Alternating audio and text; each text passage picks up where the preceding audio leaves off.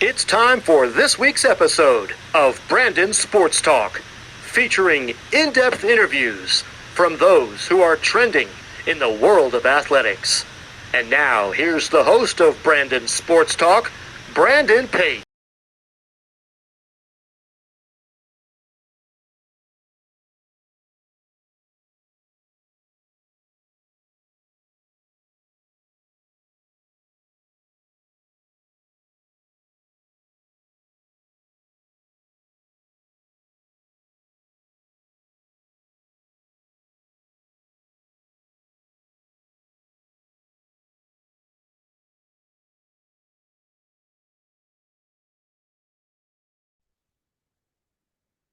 Welcome back to Brandon Sports Talk. In today's episode, I have the privilege to interview the former Quincy University's Director of Football Operations and Players Development, Elizabeth Toth. How are you doing today? I'm good. How are you? I'm doing good. Can you talk about how you knew that you wanted to start working in college athletics? Yeah, I actually didn't know I wanted to start working in college athletics until I got a video internship with the Eastern Michigan football program during my undergrad at Eastern Michigan, and it kind of just flourished from there. I didn't stop at video. I added other internships like recruiting and operations, and kind of just fell in love with working in collegiate athletics. Of course, how is that like obviously going to Eastern Michigan to study sports management? I absolutely loved the sports management program at Eastern. I had some of the most amazing professors that I still talk to this day. And it's really personal. You know, you're with the same couple group of professors throughout, the 2, 3 years, however long it takes you to get through the major. And it was great. I love them. They help you with everything that you'll need help with, from, making a resume to how to interview better. It's really just a all around good program, and I would definitely do it over again if I went back to Eastern. How is that like first getting started on the video intern side for Eastern Michigan? So I honestly loved that I started with video. I knew kind of quickly that I didn't want to work in video for the rest of my life, but starting in video was a good start because you're able to see everything. For video, I was at every practice, every game, every meeting. Coach wanted everything filmed, every workout. It was just really, I got to see what being behind the scenes was really like. And I loved being behind a camera and kind of thinking of new cool shots that I could use. And like seeing him in different videos was cool. So it was a great way to start. But I learned about after a couple months that I didn't like being up in a lift or being all the way up on the sideline. I wanted to be down on the field and, doing hands-on work. So, yeah. What was that like obviously taking the job as the recruitment coordinator? As the recruitment coordinator, As the recruitment intern for Eastern Michigan. yeah, yeah. So I was an intern in recruiting, and I absolutely loved recruiting because I got to work very closely with families and recruits during officials, unofficials, showing them around the facility. During my junior year, we got a brand new facility, so it was awesome to show it off to people, and it really made them, like Eastern a lot more, just because the facility was awesome and it had everything that you could possibly need and more. But recruiting was great. It was a lot of mailing letters and printing out things, cutting up things, making sure lanyards were good. So it was a lot of intern work, but I mean, everyone has to go through that stage. And again, I loved Eastern. I loved the director of recruiting at Eastern when I was there, and he's still there. And it was just great to learn from him and the other people around me. And I would definitely do it again. How is that like obviously getting to see those prospective student athletes fall in love with the campus of Eastern Michigan when you were taking them on the visits and stuff? It was great because, I was still a student there myself. I had absolutely the best time at Eastern during my undergrad for the 4 years, even with COVID. I still had a great time being in Ipsy. And it was great to like see other people, fall in love with what you love so much. I looked forward to going into work every day and sitting at my desk and to just see them and see the excitement when we walked them into the brand new weight room or, the field. It was really great. How is that like obviously transitioning and working on the operation sides for the football program? Yeah, so I actually, when I was doing my operations internship, I was still doing recruiting and video. I did them all at the same time. So it was kind of just adding another layer. I got to do it my last semester of my undergrad. So it was the off season and it was still kind of like during COVID, we had to do our weekly mandatory COVID tests, which was fine. But it was a lot of, updating teamworks and putting in schedules and making sure we're good with hours for compliance, but I've kind of fell in love with operations. I fell in love with making sure everything is set and you have everything planned and if things go wrong, you're the one that knows how to fix it. What was that transition like from going from Eastern Michigan to then Quincy? It was a big transition. A lot of people, I'm sure they realize how big going from D1 to D2 is. It's a big jump. But until you're actually there and until there's not a full-time equipment staff, not a full-time video staff, not a full-time recruiting staff, that's just their main focus. It's a lot, you're doing 3 and 4 jobs, but I definitely think in the long run it helps you because you learn how to multitask and you learn different things that you wouldn't at a D1 program where everyone has their own set jobs. So while it was different, it definitely helped me. Of course, coming to Quincy, what was that like? Obviously, being the director of football operations. Yeah, so I was able to get into Quincy with that title as a graduate assistant.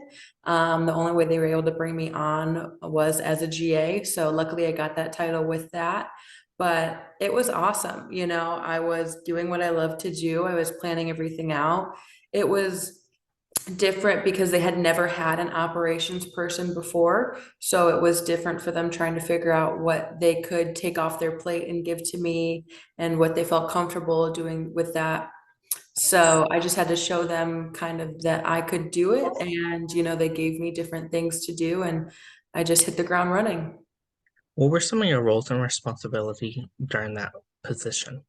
Yeah, so I was, when I got there for the first season, we had pretty much all of our hotels booked, but then one fell through, and that was pretty stressful because it was like maybe like a month before our game at this place, and we needed to find a hotel.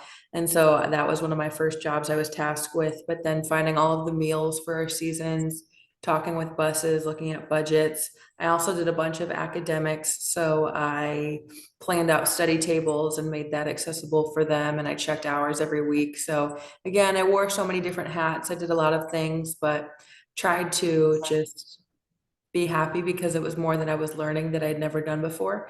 And that's what I was here to do. How's that feeling like, obviously, becoming also the director of player development for them? Yeah, so they didn't have a player development part or department either.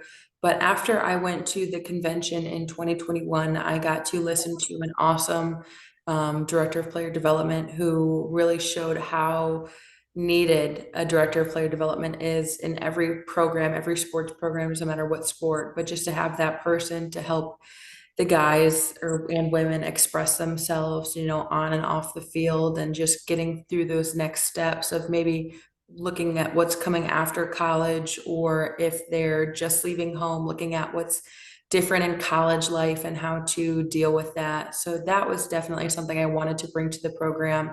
And I asked our head coach and he said, if you've got the time and you can do it, so I just kind of hit the ground running with that too. What were some of your roles and responsibility as that director of player development? Yeah, so when I started, we did something called Hawk Skills. So every week during our spring season, we would bring someone new in to talk to our guys. So we did how to tie a tie and interview attire. We also had our athletic training staff come in and talk to them about macros and different things for weight gain, weight loss, and healthy stuff like that. I brought in a financial advisor. We brought in a mental health specialist to have them, give the talk on that because that is very important. And, before coming the director of player development and, the guys really not knowing what they could talk to me about.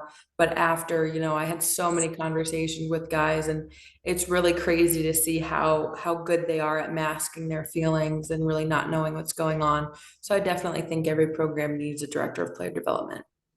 Of course, while being the director of player development, what were some of the things that you learned that you didn't know before starting? Yeah, like I said, just how good people are at masking their feelings, not really knowing what's going on. And that's why sometimes you kind of just have to pry. You can tell something's wrong, but you can't really tell. And you're just like, okay, like you got to let me know what's up because you're acting different and I just want to make sure everything's okay. But also just the relationships you make with the people, when they really open up to you and you really open up to them, it just creates such a bond, and then they're willing to come to you with anything and anything that they need. And that's really what a player develop or a director of player development should be there for. They need to be able to have that out where if they don't want to talk to the head coach or their position coach about something, they can come to you and they can kind of let it out, and that's what we're here for. Of course, how has it been like obviously seeing them grow and have that place to come to you, especially during these times of COVID and stuff? Yeah, so I mean, there's a lot going on still, with COVID and just family stuff and just being away from home. It's hard to be a student athlete in college, no matter how far away from home that you are. It's a full-time job being a student athlete. So being able to build those relationships, a couple people come to mind right off the bat that were in my office every day talking to me about different things going on, whether it be personal or in school or on the field, off the field. But being able to watch them grow, on slash off the field and being able to, see them become a man and just, really stand up for what they believe in, it's awesome, and I'm kind of sad that I'm not there for my last semester with them to see them grow. And so I'll be back for graduation in May, to walk the stage with some of them. So that'll be very exciting. What were some of the things that you accomplished, and what did the game day look like for you? Some things I accomplished are bringing, player development to the program, kind of bringing, an operations person to the program. I was very happy to be able to do that, kind of mainstreaming academics and just helping them so a coach could take it over if they needed to when I left. And I'm sorry, what was the second part of your question? What was a typical game day look like for you? Yeah, typical game day. It depends. If it was a home game, I'd be the one setting up the field. I'd go out there early and just get the field set up with all the pylons, and field goal post covers and just different things for our sidelines. But other than that, I signaled for our defense actually. And so in doing so, at every practice and every game, I was on the sideline signaling for our defense. And it was absolutely the best time I've ever had. I loved being able to step in and do that. And I would definitely do it over again.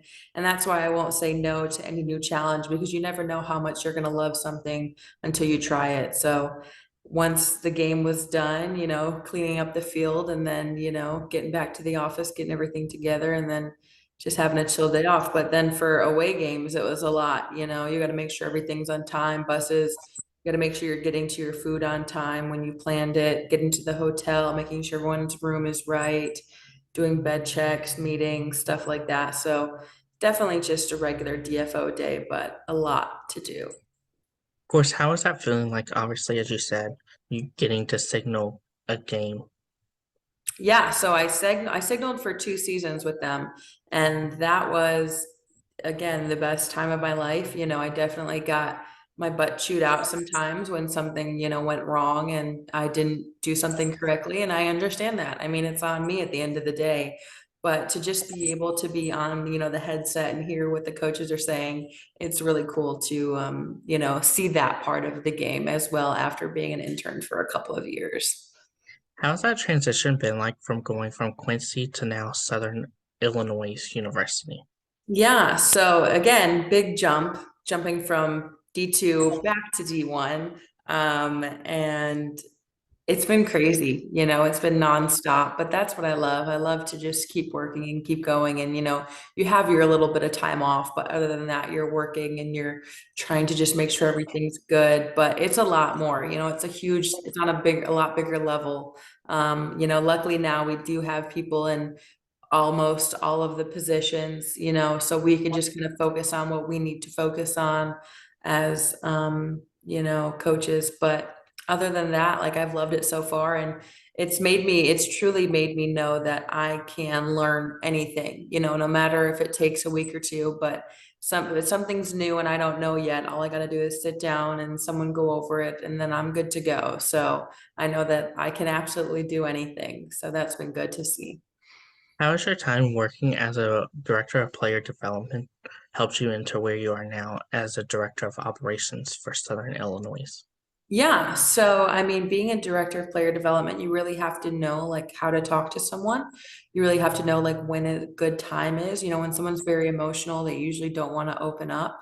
So now being in the position that I am, I'm meeting a whole new team, I'm meeting a whole new staff, I'm meeting a whole new athletic department.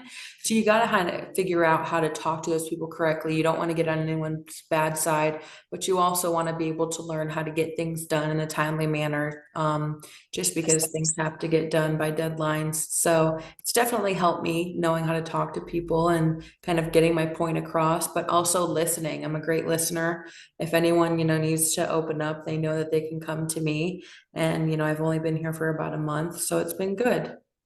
How has that transition been like, obviously leaving your alma mater of Quincy to go to a different school to work with them? Yeah, it's been hard. I mean, I'm still in my last semester of my master's at Quincy, so I will graduate from them in May, and I'll be very excited to do that.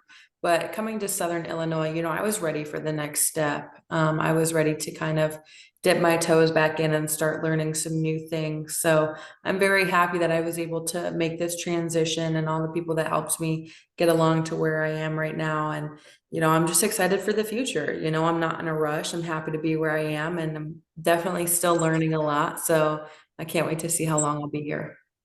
What are some of your future plans? And I saw this in my interview. I'm not in a rush. I don't know if I'd ever want to go to a bigger school. I kind of like the size that Southern Illinois is. I like the size that Eastern Michigan was. It's a great size. It's a good department size, and I'm not in a rush. I still have a bunch to learn, and as long as I'm learning, I'm happy where I am because I want to be able to know that the next place I go, I'm going to know everything I need to know.